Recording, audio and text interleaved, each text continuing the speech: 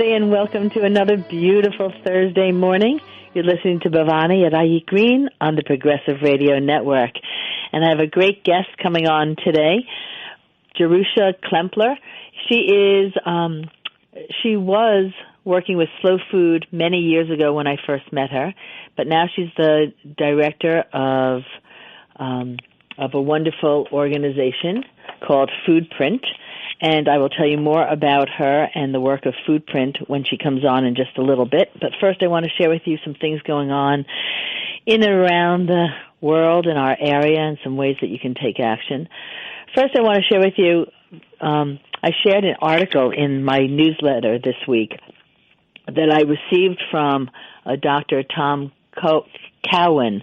He is an anthroposophical physician in California, although he was on the East Coast, and I had met him on the East Coast when he was here. But an anthroposophical doctor is a doctor working with anthroposophy, which is the philosophy of Rudolf Steiner. So he's a MD doctor, but he's also a naturopath, and he also uses some of the spiritual philosophies, with moon cycles or whatever, in his diagnoses and medicine. But anyway, he sent around a really interesting article on the coronavirus, and I thought I'd share it. I was not really taking judgment on whether it was accurate or not accurate, but it was really interesting how many people reacted to it. And, the title was, could there be a connection between the coronavirus and the rollout of 5G?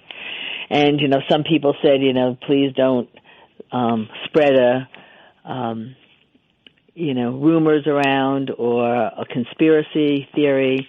And other people said, thank you so much for bringing this to our attention. And so it's really, interesting how polarized we are even on issues around viruses.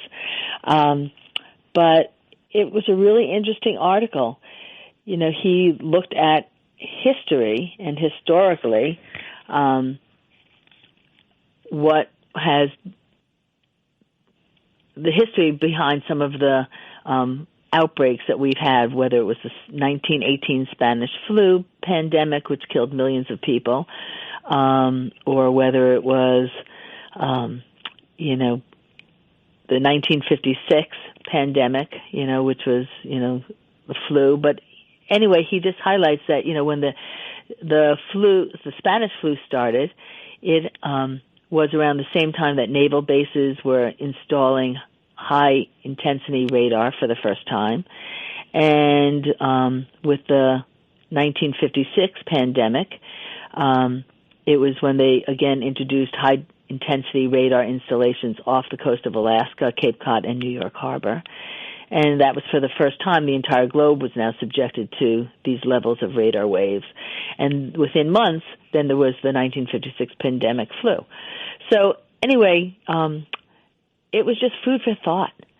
I'm not really saying that I agree with it or not, but it was just interesting that now as Wuhan City in China, where the outbreak started, that was the initial site of the most intense rollout of 5G wireless technology on the planet. And it's just interesting that that happened, and then all of a sudden this coronavirus epidemic started right there. So, again, it's food for thought. I'm not really saying that I believe one way or the other. I am not a scientist. I am not a doctor. So I'm not qualified to make that judgment. But knowledge is power. And so my feeling is the more we know, the more we can make informed decisions. And all of these issues go into food for thought. And there's a lot of other reasons to be concerned about 5G, not just this epidemic. So it's just food for thought, so I wanted to share it with you. I think it's worth thinking about. And on another note, I'm just really happy that New York now has a ban on plastic bags, and that started this week. And that's really exciting. I've been one to be carrying my my grocery bags around for years already. Every once in a while I will take a plastic bag when I don't have one, but I'm also happy to just carry the things out in my wagon and put them into my car. Very often I leave my bags in the car and forget, and so I'm bringing my groceries out just loose in the shopping cart and putting them in the bags when I actually get to the car. But either way, it works, and I'm just really so happy that we now have a ban on plastic. And hopefully, with more cities and states following suit, we can make a difference on the plastic single-use bag pollution that we have, and also try to make inroads into some of the other plastic problems we have. So, let's see. Another thing that I wrote about this week that I think is so important is trying to bring our broken food system and the topic into the presidential election dialogue.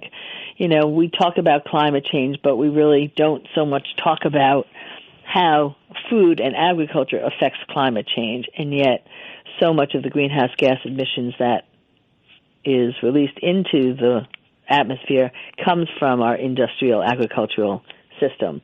And I'm sure I'll be talking with my guest about that as well later on. But it's something that, you know, we really need to get our elected officials and potential officials really talking about.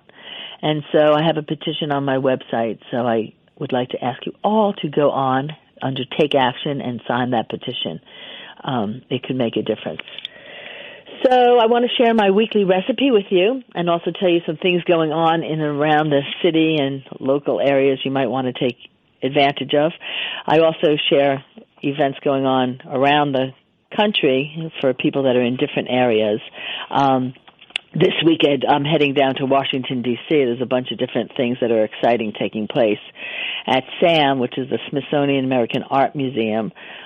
Tomorrow at 5:30, they're having a dialogue on the effects of climate change. That starts at 5:30 at SAM, and then we'll be there for the evening and Saturday because they are also having a Women's Filmmakers Festival, and that is March 6th and 7th, this Friday and Saturday, at the Smithsonian American Art Museum. Actually, the Friday night event is taking place at the Eaton, which is a hotel in Washington, D.C., and then Saturday's program is taking place at the museum. And Friday night is a night of shorts from local filmmakers. So you need to register. These are free events, but you do need to register. And then on Saturday, there's a couple shorts, but then there's a independent film called Born in Flames, and the director will be there, and there'll be discussions following the film. So that should be a really interesting event. If you are in the D.C. area, definitely go to that. If you're in the New York area, on Sunday, March 8th, there's a documentary film screening at the Cinema Arts Center called Hands On, Women, Climate, and Change. And there's a panel discussion following the film with Dr. Diana Papademes from SUNY Old Westbury, Dr. Jennifer Rogers-Brown from LIU Post, Dr. Margaret Abramson from Hofstra, and Dr. Scott Carlin from LIU. It should be really a great program if you are in the area. Then Monday, March 9th, there's a rally and press conference to oppose the Williams Pipeline. And I've been writing about the Williams Pipeline for a long time. This is a pipeline that will be bringing in dirty fracked gas from Pennsylvania through New Jersey, through New York Harbor, through Staten Island, all the way into Long Beach. And it's just a stupid proposal, and it's something that we really need to oppose, and there's been so many times where it has been opposed. I think Governor Cuomo has opposed it twice, and somehow they're coming back and still fighting to do it. So this is a press conference and public meeting to oppose National Grid on this Williams Pipeline. So please, if you are in Long Island, please come out to that. Otherwise, please Google the oppose the Williams Pipeline, and you will find a whole bunch of other rallies that will be taking place in the New York area so that you can come out and support the opposition to this pipeline and let your voice be heard. Then on March 15th, the Peconic Land Trust is continuing with their Long Island Grown lecture series. This is the second of a four-part series. It takes place in Bridge Gardens in Bridgehampton, if you're out on the East End, from 2 to 4 on March 15th. Then on March 20th, Transition Town, Port Washington, is having their second film leading up to Food Day. This is called Just Eat It, a food waste story. And I just want to take a moment to talk about transition towns. Transition towns, I actually thought Transition Town, Port Washington was doing their own little silo thing. But turns out Transition Town, or Transition USA, Transition Network, there's a bunch of them online. These are nonprofit organizations really trying to spread the word to mobilize local communities, local towns, to really take on climate action on a local level. And Transition Town, Port Washington is a local one to where I live, and they are having these 3 film screenings. We saw Paris to Pittsburgh last week. This one coming up is Just Eat It, and then there's another one actually on Food Day called, what's that other one called? On April 22nd, which is Food Day. Hold on, and I will tell you. That is Disobedience. But anyway, Transition Town, Port Washington is really mobilizing people. I couldn't believe the turnout at the last film. There was over 100 people there. But they're looking at how their garbage recycling is happening and garbage pickup, and they're looking at Hempstead Harbor and the development along the water and, all these issues that are affecting them locally, but that also affect our climate on a more global level. And so it's really great if you are in a town and would like to get your town involved in working on a local level. Check out these transition towns online. And like I said, there's Transition USA, Transition Network. There's a couple different ones when I was looking them up. So definitely check that out.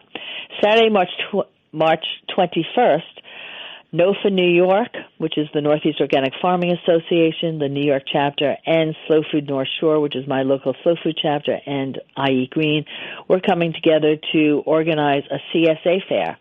CSA stands for Community Supported Agriculture, and I'm sure that will come up in my conversation later as well. But Community Supported Agriculture is probably the best way to purchase a weekly share of locally grown, harvested vegetables at a really reasonable price, and you're actually supporting a local farmer who needs the money up front to purchase seeds and supplies for the farm. So you buy a share at the beginning of the season, and then the rest of the season you get a weekly supply delivered to either your home or a drop-off point, or you have to pick it up on the farm. That's one of the reasons we're having a CSA fair. We have over 20 farmers coming out to show the differences between their different CSA programs so that you can find the one that meets your needs best. Like I said, some of them drop off at home. Some of them have drop-off points where you go pick it up. Some you have to go to the farm and pick it up. Some have community days where you get to participate in harvesting or planting. Some have community potlucks. Some have shares where you can also buy a flour share or a bread share or a cheese share or a meat share. And some only focus on produce. So you really want to come out and compare them and find out which one is right for you and your family. Some have half shares, some only sell full shares, but you can get a full share every other week if you're a smaller family. So again, you just want to find the right program for you. So come out on Saturday, March 21st. It's at the Sisters of St. Joseph, which is in Brentwood, which is kind of like in the middle of the island, so that farmers from the East End can easily get there, as well as Nassau County farmers. So come out to that. On March 24th, Food and Water Wash is having their 15th anniversary benefit at the Salesforce Tower. That's from 6 to 9. Please consider buying a ticket and supporting Food and Water Watch. They are a great nonprofit that I've been so happy to work with over the years. And if you can make it, come out and show your support for that. Slow Food East End is having their Movable Feast, which is a fundraiser for all of their programming throughout the year. That's on March 29th out in Sag Harbor. You can go to Slow Food East End's website for that.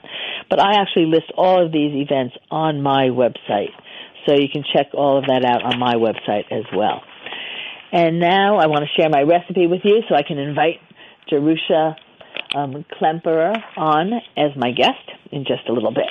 So this week I made veggie pancakes, and I love cooking, as many of you know, and I make lots of food.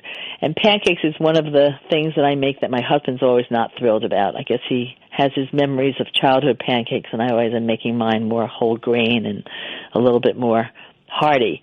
But anyway, this day I was hanging around thinking about just feeling like pancakes, and I decided to give it another shot. And they were really successful. And the thing about these pancakes is they really were great with maple syrup and applesauce, and they were also great with like a cilantro chutney. So they really swung both ways, from a sweet breakfast to a appetizer savory dish. So I used a half a cup of gluten-free flour and a half a cup of besan flour, which is chickpea flour, and a half a teaspoon of baking powder, a half a teaspoon of salt, and a quarter teaspoon of pepper. And I mixed that and made a batter with 3/4 cup of water. So I did that in a bowl. And then I added to it a 1/3 cup of thinly sliced asparagus, 3 baby bella mushrooms I chopped fine, a half an onion that I thinly sliced into crescent moons. And I wanted to leave those pieces big, because when they're long, thin pieces and they get covered with the batter, they really get crispy. And, that's what I was going for, kind of like my latkes. And then 1 medium potato that I grated, also added to the bowl, and a 3/4 cup of broccoli. And I just mixed that in with the batter. And then I lined a cookie sheet with parchment paper, and I oiled the top of the cookie sheet, and I dropped spoonfuls of this batter onto the cookie sheet, and I baked it. So I did not fry these, but I did put some oil on the baking sheet. If you are opposed to any oil, you can do it directly onto the parchment paper, and it will work as well. But to get it really crispy, the oil helps for that. So I put a little oil down first. I baked it for 10 minutes until the bottoms got golden brown. Then I turned them over and cooked them for about another 5 minutes. Depending on your oven, you might need to turn the pan around so that the back ones don't burn. And then, like I said, I sampled it with all different types of toppings. I tried it with applesauce. I tried it with maple syrup. I tried it with jam. And then I also had this Zhoug sauce, Zhoug sauce, that I buy at Trader Joe's, which is really a great, spicy cilantro chutney. And I tried it with that, and it was delicious as well. So definitely make these. They were just so good, and they were delicious, and everyone loved them. So enjoy. Let me know how you like them. And now it's my pleasure to introduce to all of you Jerusha Klemperer. She is She is now Director of FoodPrint, which is a nonprofit organization dedicated to research and education on food production practices. And they aim to pull back the curtain on the impacts of industrial food production practices and explain the benefits of more sustainable approaches to food production and consumption. They work to mobilize people to raise their collective voices and to take action to make real change in the food system. And for the past decade, Jerusha has been a communications strategist working towards a more sustainable, healthy, and delicious food system. And prior to FoodPrint, she was the co-founder and communications director at FoodCorps, which is an AmeriCorps service organization. And I'm so happy that our paths have crossed again and that she's able to join us on the show today. Jerusha, were you with me? I am. Hi, Bhavani. Hi. Thank you for joining me. It's so nice to have you on. So glad to be here. Thanks.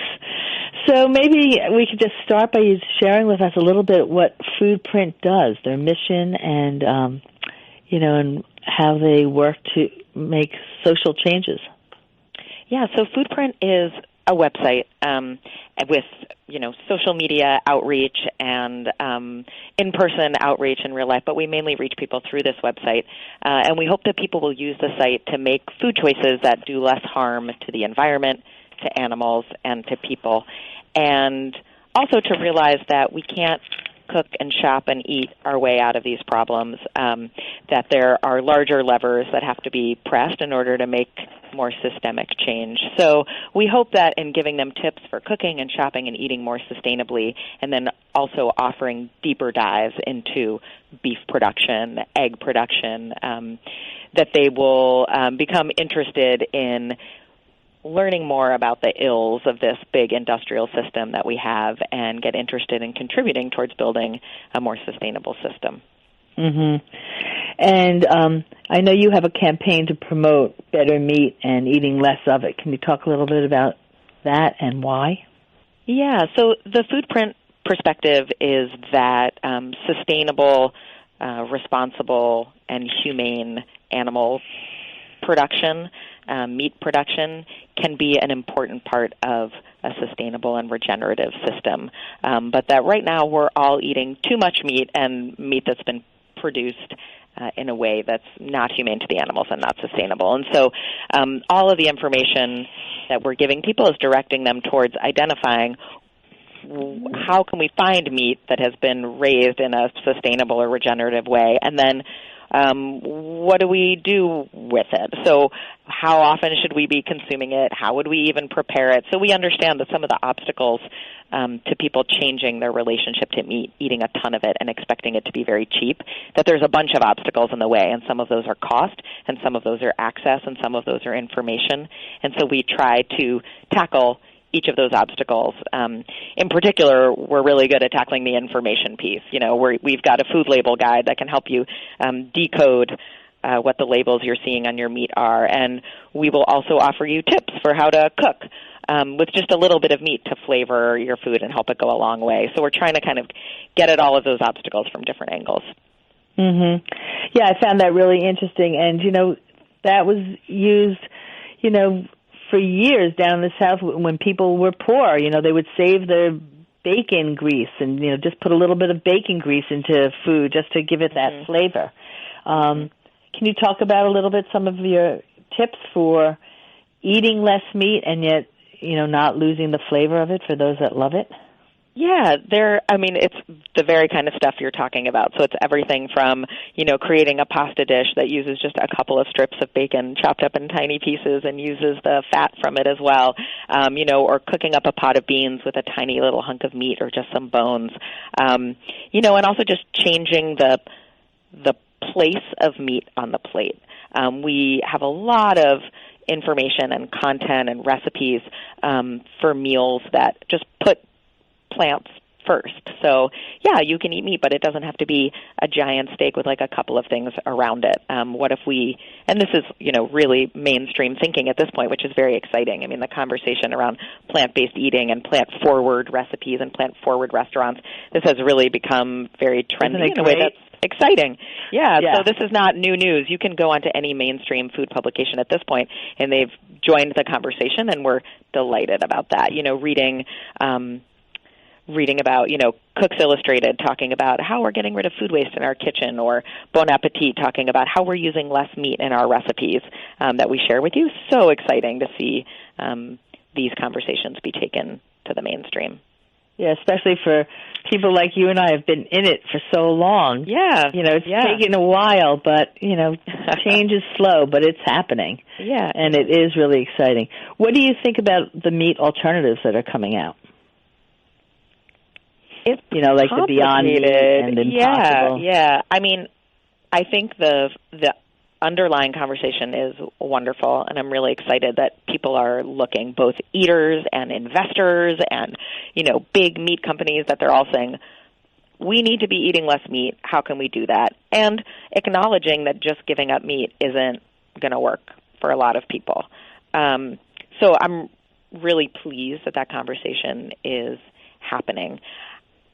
I would say that it's important to look at, and all of those products are not the same, right? Like some of them are totally plant-based. Some involve genetically modified foods. Some of them, you know, are more tech-forward, and some are more just nature-forward. A bunch of them rely on industrially grown and processed crops that are kind of more of the same.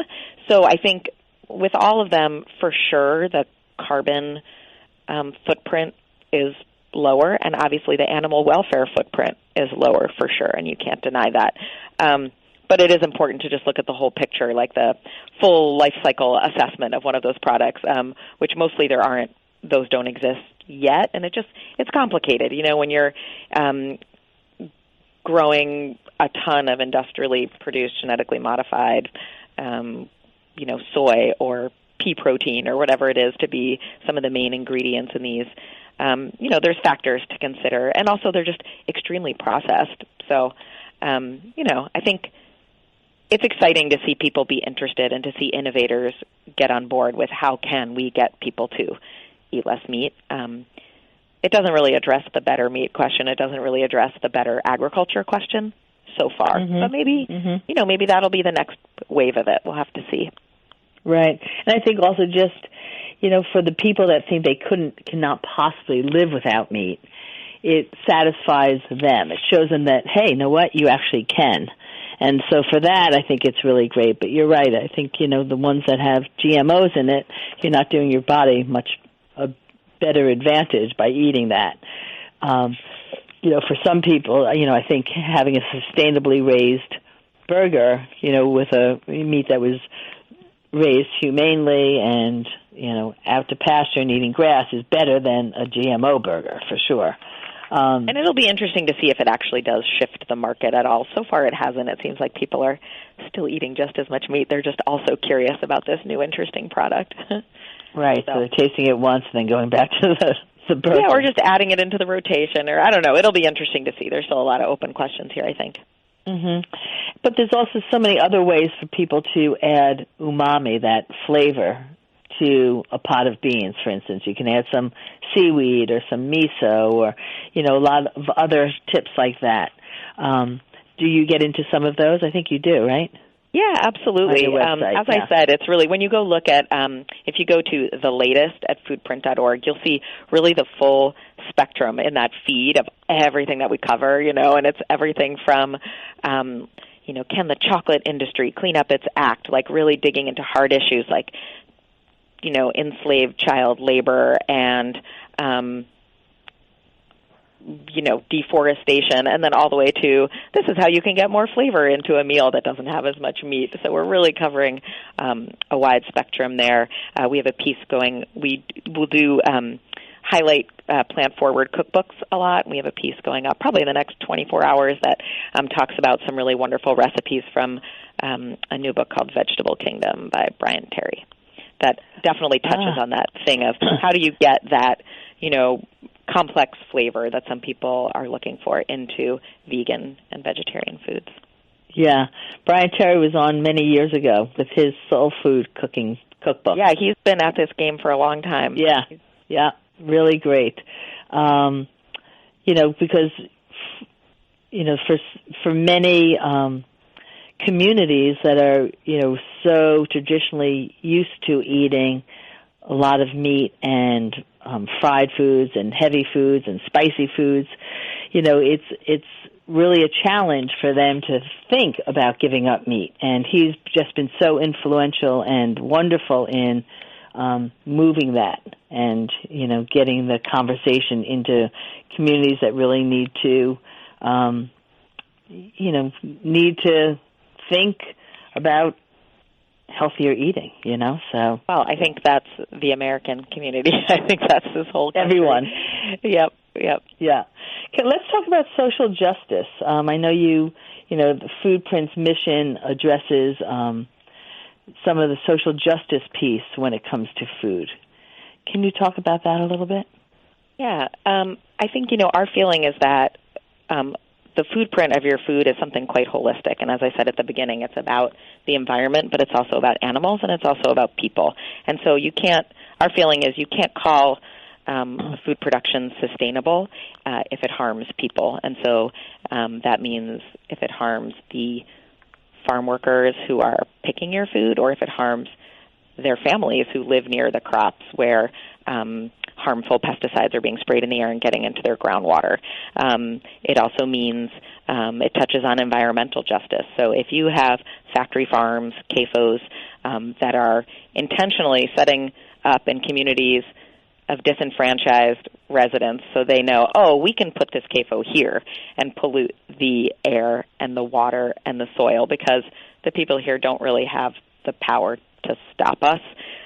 We feel like, in addition to the fact that it's polluting the air and polluting the water and polluting the soil, the fact that it's ruining the lives and destroying the health of the people who live there, that is just as much an issue as the animal welfare and the environmental issues. You can't separate these things out. It's not sustainable production, and it's got a large food print if it's harming people.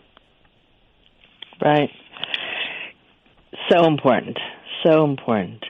Let's talk about FoodPrint's label guides because, I know there's a lot of other organizations that also have label guides. Can you talk a little bit how are your label guides different than, for instance, the environmental working groups or cornucopias? Or Sure. I'm not aware of Cornucopia's complete sort of label guide. I knew they put out a ton of information that's extremely useful, like breaking down kind of a lot of the terms, the meaningless and misguided terms on some of their food. And I would say that ours has some overlap with the environmental working group one, but it's a little more comprehensive in that there's just a larger number of labels that are in it. And we kind of created our own set of criteria for all of the labels, whether it's, all beef labels or all chicken labels. We have them separated by product. And you can go through and see how they stack up, so it's by, does it address these various environmental aspects? Does it address these various animal welfare issues? Does it address? So the way ours is set up, it's very similar, but it's just a little more kind of all in one place, comprehensive. And so you can see something like, oh, this organic label, it really checks a lot of the boxes for me, but oh wow, it doesn't address labor issues at all. And in some other label guides, it just won't mention that, but ours, you can see there's a little drop down for the various labor issues that it could cover and that some other labels do, and there's just X's there. And then you're like, oh, okay. So that's good to know. Organic does not cover any of those issues. So we just try to put all of those issues stacked up together so you can really see even some of the better labels, just see what they don't address. Mm-hmm. As a NOFA board member now, I've also become more aware of the different certifiers. Organic certifiers are not even all equal. I just assumed that they were, but there's organic certifiers that certify things that are coming out of the big box stores that would not necessarily pass a NOFA New York certification. Yeah.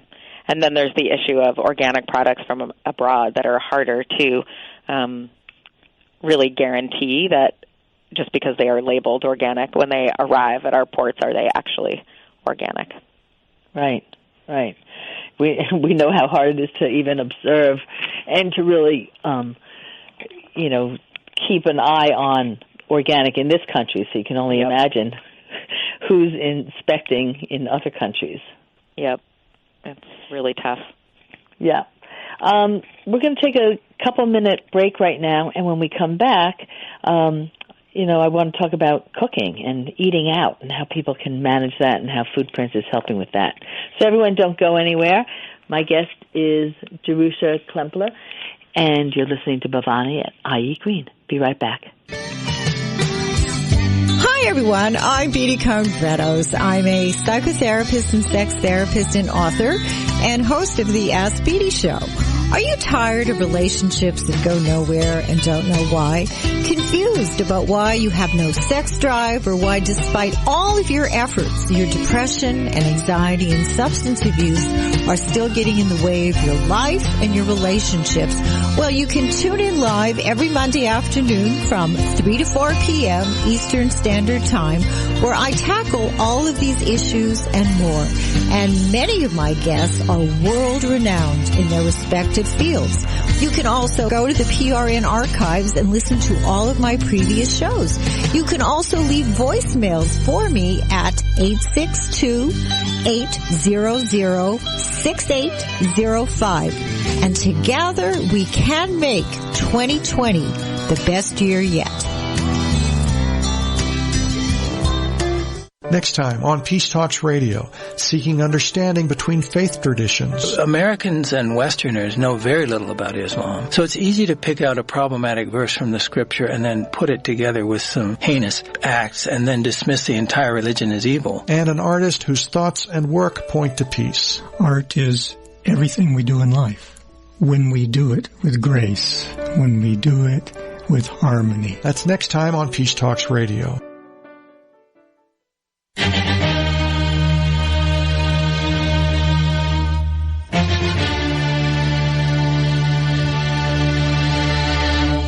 Does PRN inspire you? Does PRN make you want to learn more? Does PRN help you to see inside yourself, to be yourself, to grow and to do? The truth is, we all need each other to be, to grow, and to do. So, we are asking that you check out the PRN.FM.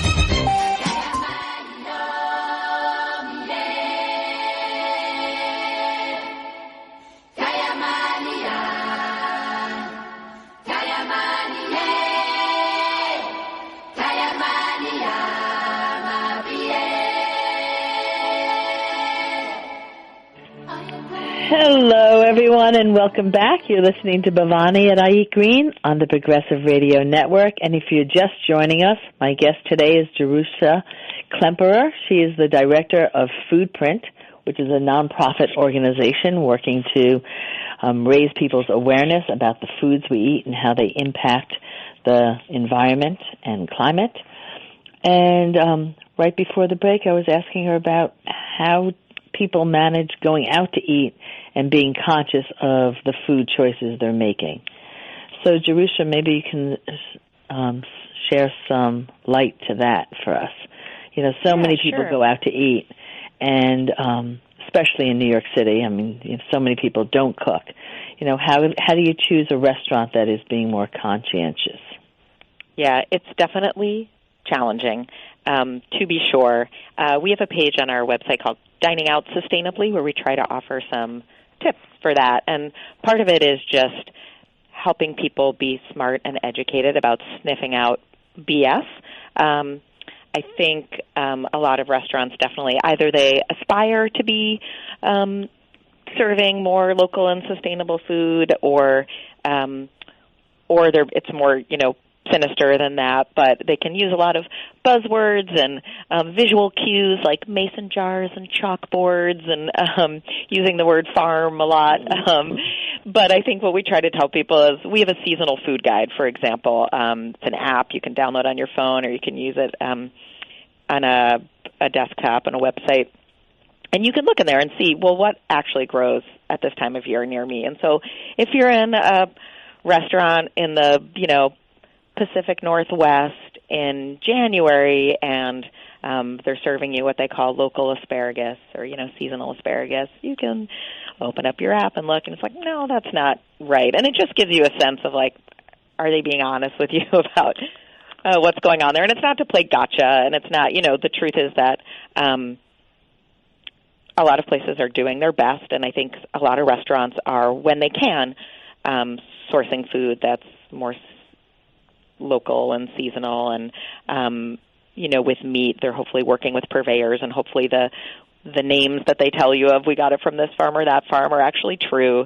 But to be completely honest, you just won't know for sure about this stuff. And you can talk to your server. We offer people questions they can ask their servers about where the food comes from, or is this meat pasture raised, or things like that. Servers are sometimes educated, sometimes not. So, you do your best. And one thing that we do address with people is even just when you get your stuff to go, and all the ways that you can reduce waste, reduce food waste, and reduce packaging waste that's associated with takeout and dining out and all that stuff. That's one of the things that's a little more easy to control in terms of the footprint when you're eating out. But if you're truly committed to this, it is true that the more you cook at home, and it doesn't have to be elaborate, the more you just eat at home, eat stuff. You don't have to be a wonderful cook. You're probably be in better control of what it is that you're eating, produce less waste, use less packaging, all of those things. It's just sort of a hard fact about that. Yeah. I always recommend to people when you go out to a restaurant to, even if you know that they don't have any pasture-raised meat or wild fish, still ask for it, because it's making them realize that that's what their clients and customers want. If you ask, what fish is wild, or, do you have any organic meat, it makes them think, oh, maybe we should put something like that on the menu if they don't already have it. Yeah. And one of the things I think is really true, I recently did a webinar for restaurants around food labels and educating them about labels and helping them understand what consumers are looking for in labels, what their customers might want. And it was really interesting during the Q&A to hear from them that, they face the same struggles that shoppers and eaters do, when they're at a restaurant or in a supermarket, which is, things around confusion, label confusion, and they might actually feel that, wow, I'm really doing better for my customers because I'm getting cage-free eggs, or I'm getting organic meat or organic eggs. And, they might not have the time or the bandwidth to learn all the details of what that label does and doesn't mean. And so they face similar kind of education barriers that the rest of us do. So it's challenging to understand, really what all these different production methods entail. And I think you're totally right that if their customers let them know what they're looking for, it can help them say, oh, I thought what I had was enough, but I guess there's something that's a little bit better. Right. Sometimes I go to Restaurant Depot if I'm, doing a large event, and mostly what I'm getting there are my gloves and my aluminum pans and things like that. And the food there, they have very little organic. I mean, they're starting to get some, but it's amazing how many restaurants really do shop at places like Restaurant Depot. And if you ask for organic meat there, I mean, they have very, very little. That, they have frozen that comes from New Zealand, but they have very little in the organic stuff. So it's really a challenge if that's where, so many of these restaurants shop. And so I think even, the restaurant owners, if they start asking places like Restaurant Depot to purchase more organic, we can start making some changes. But it is really challenging. And their costs would go up for these products, and then that cost will be passed on to the customer, and the customer has to be prepared to know, unfortunately, the system we've got is that you have to pay more for that stuff, and that's a hard pill to swallow sometimes. Right. And I know I have that challenge, too, especially because so many of the events I'm doing freebies, I'm doing, for fundraisers, and I'm not charging anyone, and it's like, and I'm still committed to buying organic, and it's like, it's a challenge because it does. It costs a lot. It does cost more. So FoodPrint, I noticed on your website you have 7 things that you recommend to people to lower their global footprint. Can you share with my listeners what those are? Sure. And I think it's less about it's these 7, but we do try to just help people break down some of the factors that we're considering in this idea of a footprint. And that's environmental issues, right? So, what kind of impact is this having on soil, on air, on water? And then also, what is the impact on animals? So, pay attention to the animal welfare. What are the impacts on labor for your food? So, support fair labor, whether it's the people working in the hen house or the slaughterhouse, or in the fields, or preparing your food at a restaurant. If you're trying to lower your footprint, you should be supporting fair labor. Keep just wanting to say label there. We let people know to go small and go local, that food produced locally has a smaller footprint. You're supporting local farms, you're supporting the local economy, and maintaining farmland and open spaces in your community. Plus, you can talk to your local growers about how that food was grown. You can commit to reducing your food waste. Obviously, food waste is a larger problem than just the personal. Our system kind of bakes in food waste and food loss at every step in the chain, but also on the individual and household level. And that's honestly this framework that I'm talking about right now exists across the board, that there are systemic issues that need to be addressed, and also there's things we can do on the personal level. And when we start paying attention on that personal level, we open our eyes to what's happening on the systemic level. But food waste, for sure, is something that we can tackle on a personal and household level. And then food packaging is something we're talking about increasingly in our work, is that you can't really separate the food that you're eating from the plastic and metal and fiberware that is keeping it safe on the shelves and being served to you, and that there's things you can do to use less and better food packaging. And then also, finally, that you need to also encourage your legislators to do better by letting them know you care. And so we try to help people understand how food policy works and what kind of policies address the issues that they're concerned about. Great. Do you know of any stores? I know, I've read about these popping up, but I don't know of any locally. Any stores where you can actually buy everything in bulk, bring your own containers, and, where there's less packaging? I mean, you go to a store like Trader Joe's, where I love their products, but everything is packaged. You can't get a broccoli that's not wrapped a million different ways, or a zucchini that's each one's wrapped, Yeah, there's a bunch of different sort of companies and systems and shops. I know here in New York City something is launching, I think today, called Wally Shops, and that's actually, I think it's that they send stuff to you in basically like mason jars and non-plastic bags. So it's all bulk shopping, and you can do through the mail, and then you send all the containers back to them, things like that. There's a bunch of zero-waste stores popping up, certainly in the New York metro area, and that I think is true in a bunch of different cities, but it's still pretty small and individually based. I think, my local natural food store has bulk bins, and then also you can bring in containers for cleaning products and reuse those again and again. But it really requires, like so many things right now, if you're looking to do better on these issues, it really requires the individual to do all this hard work, to find the place that does this, and to probably have to pay more. And it's really not fair. And this is why we really need companies to do better, and municipalities to do better, and legislation to be better on these things. It's really unfair that it should fall to the consumer to be swimming upstream for kind of every single choice that they make and purchase that they make to try to do better. It's a heavy weight to carry. Mhm. Yeah. But a worthwhile one. I mean, and it does make a difference. So, it does. And you see those the reason that are doing it need to keep doing it and need to keep spreading the word. And the reason these shops are popping up is because there's a demand for them. Let's touch on fish, because we haven't talked about that, and I know you have a great article about eating smaller fish and even fish out of a can. Can you talk about that? And also, when it comes to cans, I'm always concerned about the BPA lining, and I don't know if the fish cans have that or not. So maybe you can share that with us.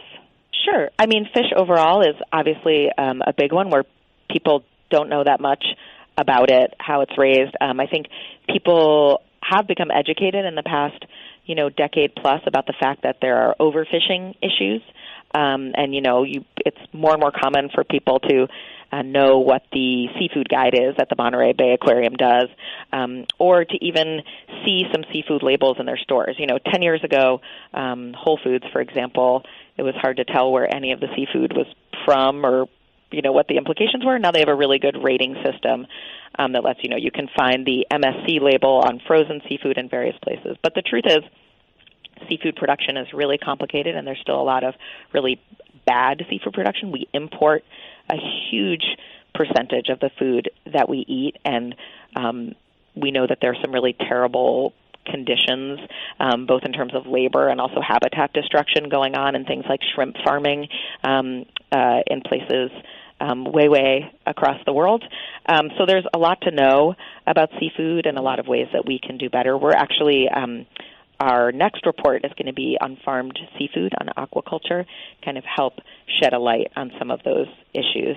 Because there's also a lot of interesting innovations happening around both farmed seafood and also wild seafood and habitat management, so fishery management. So we're trying to help people understand some of those issues. And so in the past few months, we've had a piece on canned tuna and sustainability issues in and around canned tuna and the labels people might see on their can and what those mean.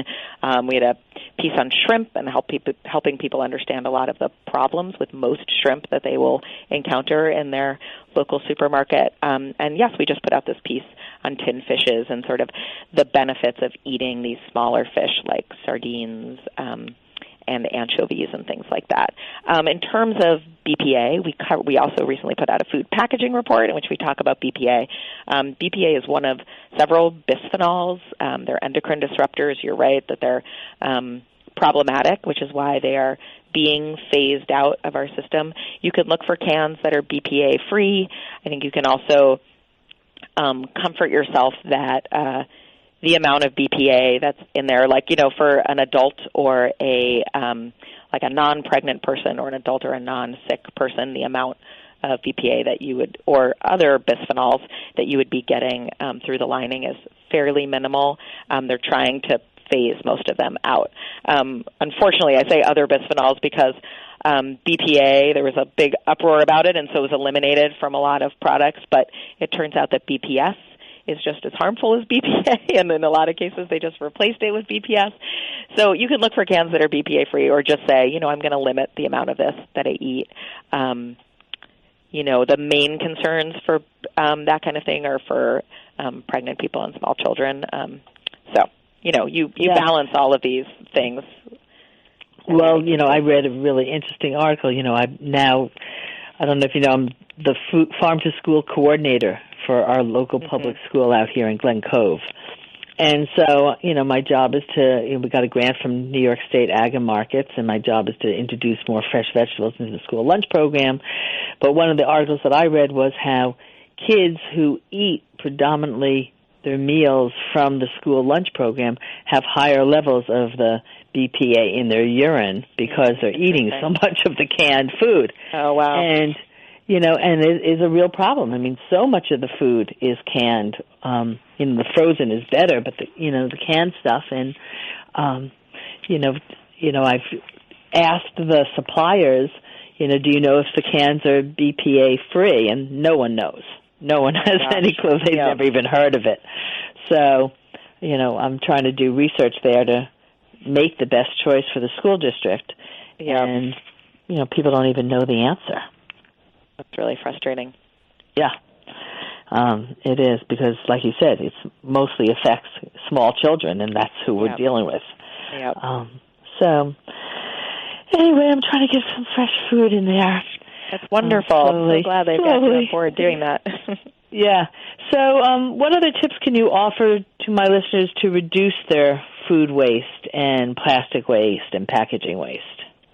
Yeah, with packaging, we have a bunch of tools and resources on the site. Some of it is simple. We have a kind of simple swaps graphic that's available as part of our food packaging report that really shows you there's a lot of great products out there now that are reusable. Silverware, you might have heard of it. No, there's also, bamboo cutlery, things that are lighter to carry around with you.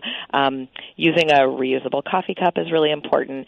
You mentioned the plastic bag ban in New York City at the top of the show, bringing reusable bags with you everywhere. You can also try for takeout, bringing your own Tupperware container to bring your takeout home in.